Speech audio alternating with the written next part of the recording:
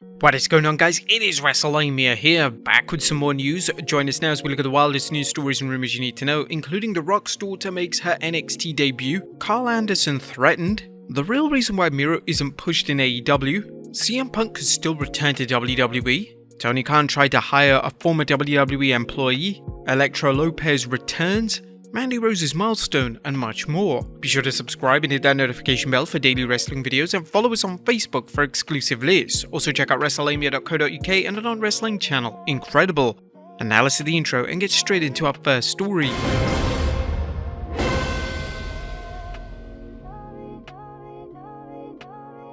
Our first story looks at The Rock's daughter finally debuting on NXT.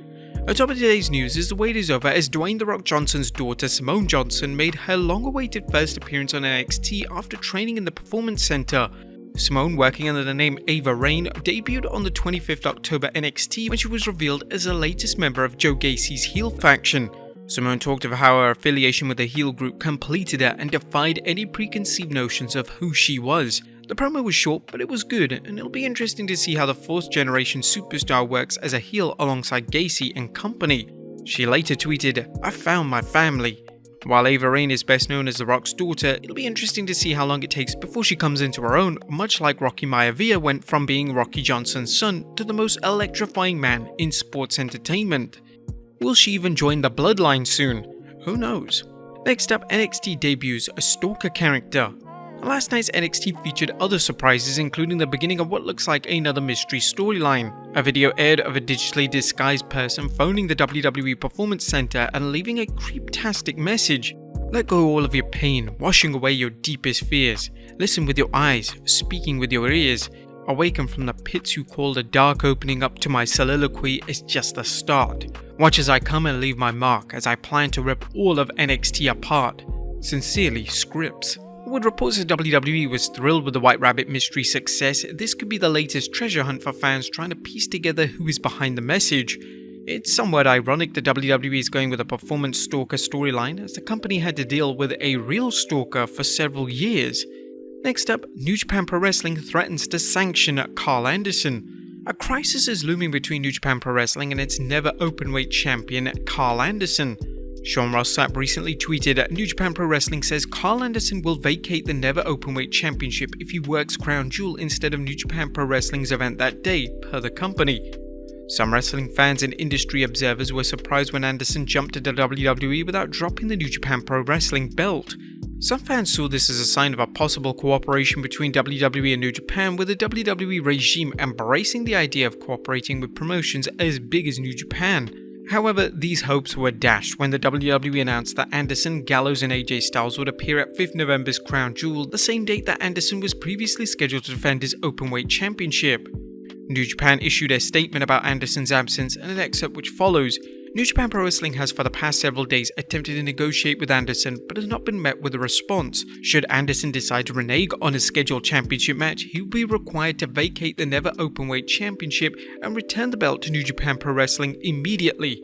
Anderson added insult to injury by posting a tongue-in-cheek video claiming that New Japan failed to book his match through the proper channels, a blatant lie. New Japan noted in this statement and added, "New Japan Pro Wrestling holds its champions to the highest standards of professionalism and sincerely apologized to fans for any disappointment or inconvenience caused by this matter." While we don't claim to know what WWE management's intentions were when they signed Anderson, it certainly appears that they had no intention of him returning to New Japan to defend the title. Is this the WWE's way of sticking it to New Japan for co-promoting a show with AEW? What do you guys think? Let us know in the comments down below. Next up, Punk could still return to WWE. As CM Punk's AEW status is currently in a state of flux, AEW is reportedly planning on buying out Punk's contract, which would mean he wouldn't be returning to the company. Additionally, if Punk does leave AEW, the question of if Punk would return to WWE is hard to answer. We know that one figure in WWE is against the idea of the former WWE champion returning, but despite this, it is believed that Triple H has changed his mind in relation to if he would like to see Punk return. This news comes from WrestleVotes, who spoke exclusively on Give Me Sport. I did ask over the last couple of days, and it has softened a little bit from what I understand. I still think there's animosity. I still think there's a lot of pieces that need to be picked up between the two of them specifically, but Hunter learned from Vince McMahon, and Vince made amends with everybody. Do you think Triple H is going to do what's best for business and bring Punk back? Let us know in the comments down below. Next up, the real reason why Miro isn't being pushed. As CJ Perry, aka former WWE superstar Lana, recently shared her thoughts as to why her husband Miro isn't being used much on AEW. CJ appeared on Busted Open Radio commenting, "At the end of the day, you still have the execs who's going to make the final call. That's what it is. Like Tony Khan has, he has his favorites, and he's going to push the favorites, just like Vince McMahon will push his favorites. Just like Hunter's, Triple H are going to push his people, and in show business, it's nothing personal, it's just what it is." As we suggested many times before, AEW's lack of television time and roster of 1001 wrestlers, at least it seems that way, makes it difficult to book talent on a regular basis. As we've noted, Miro reportedly took time off for an outside project, so it's difficult to fault AEW for not using him. Next up, when is the WWE's next Saudi Arabia Supershow? And when will the WWE hold its next Saudi Supershow after 5th November's Crown Jewel? At one point it appeared the WWE would hold it in February, much like it did earlier this year when Elimination Chamber took place there. However, the recent announcement that Montreal will host Elimination Chamber nixed that. Wrestling News' Andrew Ravens commented on the situation, saying there had been speculation that WWE may hold the Elimination Chamber and a Saudi show in the same month, which WWE is doing with Crown Jewel on November 5th and Survivor Series in late November. While the idea of 2 premium live events in 1 month may seem excessive, the WWE reportedly needs to hold 12 premium live events a year to meet its contractual obligation with the Peacock streaming service. With Day 1 reportedly cancelled, the WWE will have to air a show in its place. Nonetheless, the current belief is that WWE will air its next PLA from Saudi Arabia in May, possibly capitalizing on the fallout from WrestleMania 39 with some big rematches, much as the WWE has been doing over the last 2 years with its WrestleMania Backlash shows. Next up, Tony Khan tried hiring a former WWE employee. It looks like AEW president Tony Khan tried to sign Kathy Kelly to AEW while the actress, TV host and model was no longer working for WWE. According to Fightful Select, Kelly and Khan discussed her coming to work for AEW. Kelly, who left the WWE in early 2020, recently returned to the company. However, Khan scored a sensational signing by bringing Renee Paquette, aka former WWE announcer Renee Young, to AEW, with Renee serving as a backstage interviewer for the company. Next up, Legado del Fantasma star returns to NXT. Now, fans who were disappointed in seeing Zelina Vega replace Elektra Lopez in the group on SmackDown may be happy to know that Lopez is back on NXT.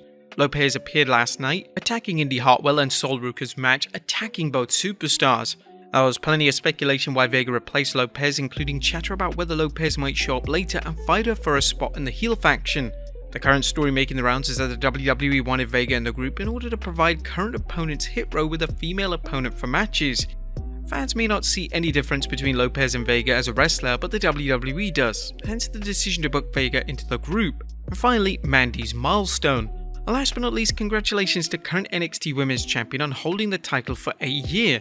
WWE tweeted the news saying, "We celebrate 1 year of WWE Mandy Rose as Women's Champion next week on NXT." As any wrestling fans worth their salt knows, expect to see some sort of angle when Rose celebrates her 1 year anniversary with a new challenger likely stepping up. While Mandy Rose's move to NXT seemed like a demotion for the former Golden Goddess, she capitalized on the opportunity, reinventing herself after bad booking made her main roster career look like she was close to being future endeavored. Rose has established herself as more than a sex symbol, developing into a strong heel and helping to get the team of JC Jane and Gigi Dolan over as toxic attraction. But there you have it, folks, the wildest news stories and rumors you need to know. Be sure to leave your comments down below, and I'll see you next time with some more wrestling content.